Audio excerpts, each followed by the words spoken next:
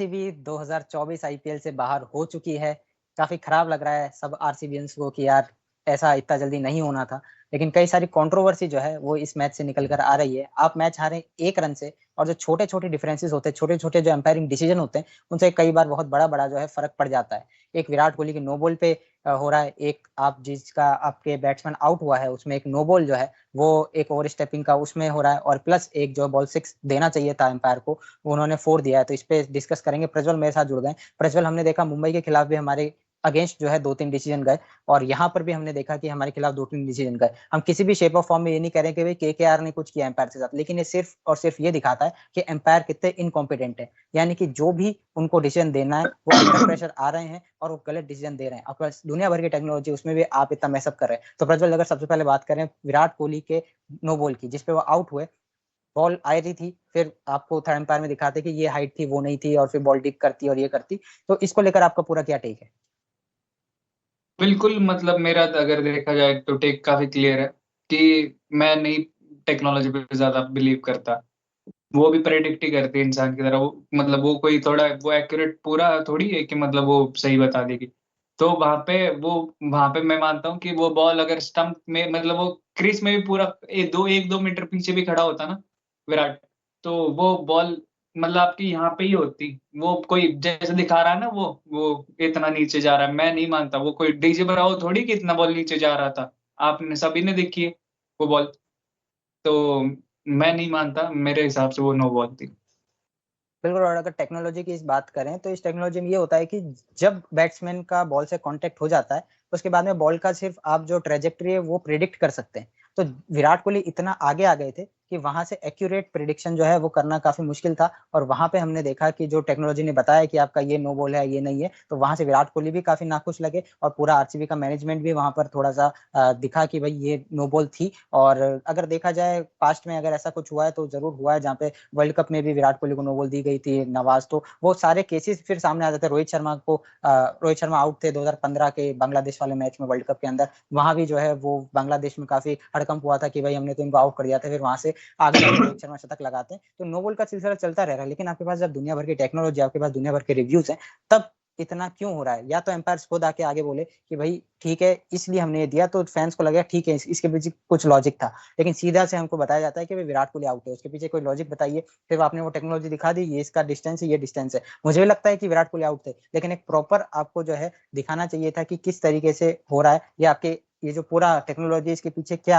आपकी जो है बैकिंग है। प्लस प्रज्वल, आते दूसरे डिसीजन पे, जहाँ पे हमने देखा कि हमारे आरसीबी के बैट्समैन आउट होते हैं, उसके बाद रिप्ले में दिखाया जाता है कि जो सुनील नरेन है बॉल कर रहे थे, उनका टो जो है वो आगे गिरता है नो बॉल वाली लाइन पे, और जो है उनका पूरा बॉल लैंड, पैर जो है लैंड नहीं होता, फिर वो बॉल फेंक देते हैं और वहां पे आउट होता है। एम्पायर चेक भी करते हैं और फिर नो बॉल नहीं दी जाती और प्लेयर आउट दे दिया जाता है। तो उस पर क्या आपका टेक है?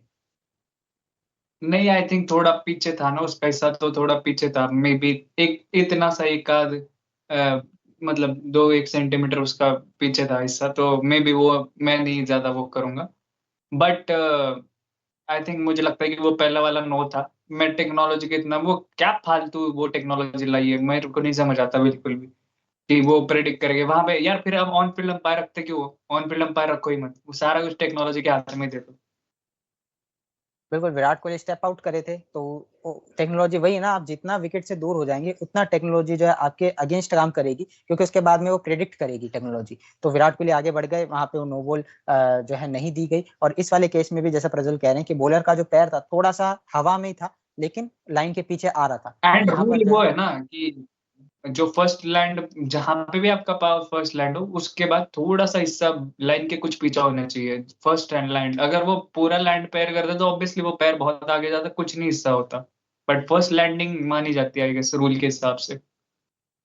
प्रज्वल, और एक और जो डिसीजन है जो आरसीबी के अगेंस्ट गया है, उसमें हमारे पास दिखाने के लिए कुछ है नहीं, क्योंकि उसका रिप्ले ही नहीं दिखाया गया और नहीं आई थिंक जो है थर्ड एम्पायर से कंसल्ट किया गया है। क्योंकि हम इसकी बात यूजुअली नहीं करते, लेकिन इसलिए करी जा रही करनी पड़ रही है क्योंकि मैच का डिसीजन सिर्फ 1 रन से हुआ है।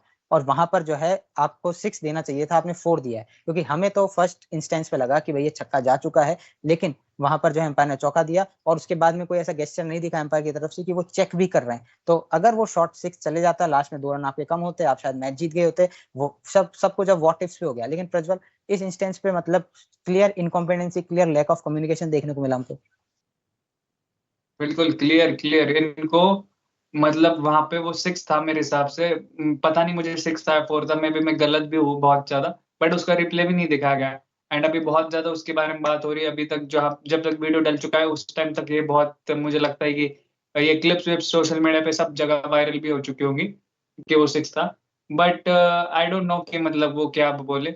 और एक चीज, आई थिंक 19th ओवर में सुनील नारायण बाहर गए थे एंड गंभीर कुछ एनिमेटेड दिखे अंपायर्स के साथ। तो उस टाइम पे ये था कि टाइम बहुत हो चुका है, तो एक फील्डर केकेआर को अंदर लेना पड़ेगा। तो उस टाइम पे अंपायर के साथ डिबेट करने के बाद वो अंपायर ने डिसीजन कैसे चेंज कर दिया मुझे नहीं पता। मैं पता नहीं क्या सीन था क्या नहीं था। 7:30 बजे दूसरा मैच चालू हो गया था, तब भी अपना ये मैच नहीं खत्म हुआ था। तो देर हुई कि नहीं बताओ मेरे को। ऑब्वियसली आरसीबी के टाइम पे भी देर हुआ था। आरसीबी को अंदर एक फील्डर दिया गया था, आरसीबी के लास्ट में 4 ही फील्डर बाहर थे। बस इनके टाइम पे रूल चेंज क्यों? आरसीबी की 5:30 या 5:45 उसकी इनिंग्स खत्म हुई, स्टार्ट हुई, ये तुरंत इनकी इनिंग्स चालू हुई आरसीबी की, है ना?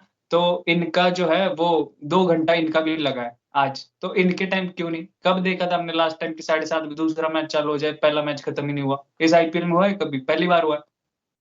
वो भी विदाउट एनी रेन डिले। कभी बारिश होती है, समझ में आता है कि ठीक हाँ है आपका लंबा चल गया, या कोई बड़ी इंजरी हो जाए किसी प्लेयर को, या कुछ ऐसा हो जाए कि कोई लंबा रिप्ले हो जाए। ऐसा कुछ नहीं हो, उसके बावजूद भी 7:35 7:40 पे मैच खत्म हुआ है। और कहीं से भी इस वीडियो में हम ये नहीं कह रहे कि भाई केकेआर ने जो है कुछ चीटिंग करी है, ऐसा करा है, प्रेशर लेकिन आता है अंपायर पे, ये बड़े बड़े प्लेयर बात के प्रेशर आता है, ये अंपायर से इतने वो है ना, क्या बोलो अभी जी, मैं। आपको एक बेटर एम्पायरिंग ग्रुप की जरूरत है। अगर आपके ये बेस्ट एम्पायर, तो इनको एक बढ़िया कोचिंग दो, इनको एक बेटर एनवायरनमेंट के अंदर जो है थोड़ा एम्पायरिंग कराओ, जिससे थोड़े प्रैक्टिस हो सके, थोड़ा यूज टू हो सके कि यार आपको इतना अंडर प्रेशर अगर एम्पायरिंग करनी तो कैसे करें वहां और पे। मैच रेफरी क्या करता है इस टाइम पे? उसका रोल क्या होता है? टॉस पे आना बस, या किसी को फेयर प्ले अवार्ड देना, वो होता है मैच रेफरी का काम। मैच रेफरी का काम क्या होता है? जी, तो हम किसी भी शेप ऑफ फॉर्म में ये नहीं कह रहे हैं कि भाई केकेआर ने कुछ गलत व्यूज करे। ये बस सिंपली ये दिखाता है कि आईपीएल में जो लेवल ऑफ एम्पायरिंग है वो बहुत आईपीएल के खराब है। अंपायरिंग देख लो तुम, स्टैंडर्ड्स। जी बिल्कुल, तो ये एम्पायरिंग जो है उसको एक्सपोज करता है। जो आईपीएल में जिस लेवल के एम्पायर्स आ रहे हैं वो बहुत ही खराब आ रहे हैं, तो इसको चेंज करने की जरूरत है। वाइड वाला जो रूल है उसको लेके तो न जाने कितने ही डिबेट सोशल मीडिया पे हो चुके हैं। बड़े बड़े पुराने खिलाड़ी या करंट जो भी खिलाड़ी हैं वो लिख चुके हैं कि भाई उसमें आप क्लैरिफाई कीजिए, आप किसको वाइड दे रहे हैं किसको नहीं दे रहे। तो ये ऑन गोइंग इशू है जो इस पूरे आईपीएल में चल रहा है, जिसका रिसीविंग एंड पे जो है आरसीबी कई बार रहा है। उम्मीद करते हैं इसमें थोड़ा इंप्रूवमेंट हो। आपको मिलते हैं हम जल्द ही किसी और